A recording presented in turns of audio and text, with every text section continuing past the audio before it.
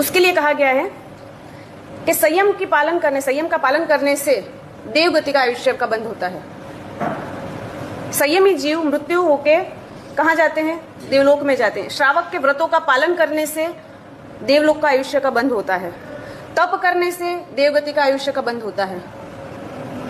और दुख के समय पर समभाव रखने से देवगति का आयुष्य का बंध होता है।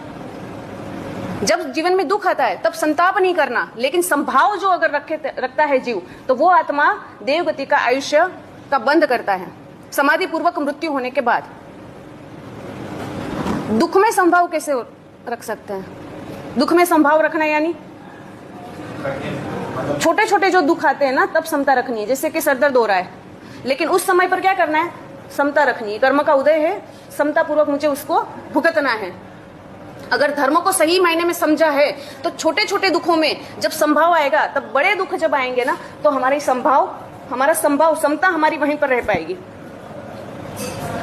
दुख में समता रखना बहुत कठिन है। अगर पूरा जीवन नहीं कराना तो लास्ट समय में वो नहीं आता। एक घटना है, रत्न सुंदर माई साहब के मुख से सुनी हुई है, बहुत साल पहले की बात है। बहुत ही एक धर्मिष्ठ महिला थी, बहुत धर्मिष्ठ, परोपकारी, सरलता, धर्ममय जीवन, पूरा जीवन उसी में बीता। लेकिन कौन से कर्म कब उदय में आते हैं वो पता नहीं चलता। अब पूर्व के कोई ऐसे कर्म होंगे जो उदय में आए, और गले में कैंसर की गांठ निकली, कैंसर की। अब वो बढ़ती इतनी बढ़ गई, इतनी बड़ी गांठ हो गई। डॉक्टर ने कहा कि ऑपरेशन भी नहीं हो पाएगा, क्योंकि अगर यहाँ का ऑपरेशन है, अगर और कोई नस होगी वो कट हो गई तो वहीं पे जीवन समाप्त हो जाएगा। ट्रीटमेंट से जितना चल रहा है, दवाई से जितना चल रहा है, उतना जीवन चलाते रहो। खाना बिल्कुल बंद हो गया, भोजन कोई जा नहीं रहा। एक नली रखी हुई जिसमें लिक्विड थोड़ा लिक्विड करके वो जा रहे। इतनी समता, फिर भी अद्भुत समता। कभी ऐसा नहीं कि कोई शिकायत है कि मुझे दर्द हो रहा है, मुझे पीड़ा हो रही है, मुझे कुछ करना है। कोई भी पूछे कि कैसे हो, देव गुरु प्रसाद, साता है, परमात्मा की कृपा है। जैसे ही आसपास में कोई भी साधु साधु जी भगवंत होते हैं, उनको पता पड़ता है कि ऐसे उनको पीड़ा है, वेदना है, ऐसा रोग आया है। कोई भी साधु साधु जी भगवंत थे, आचार्य भगवंत भी उनके पास जाते थे और उनको मंगलिक सुनाते। जब भी कोई भी पूछे हमारा अगर सर दर्द हो गया हो तो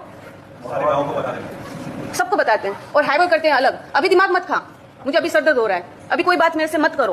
क्योंकि ये छोटे छोटे जब दुख में अगर हम सहन नहीं करेंगे ना, जब बड़ा दर्द होगा ना, तब वो सहन की शक्ति हमारे में आएगी नहीं, बिल्कुल भी नहीं आएगी। अभ्यास करने से आगे हम बढ़ेंगे। कोई भी चीज होती है तो उसका क्या करना पड़ता है? पहले अभ्यास करना पड़ता है। अगर आदत पड़ेगी तो आगे जाके हम बड़े दुखों में भी समता रख पाएंगे। कोई भी आता है, सब सुख शांति पूछने के लिए आते हैं, और परमात्मा की कृपा है। बस एक ही बात, उन्होंने अपना जो बिस्तर लगाया था ना, बेड था ना, उसके सामने शंकेश्वर दादा, आदिनाथ भगवान, निमिनाथ भगवान, सारी तस्वीरें लगा रखी थी। अब आचार्य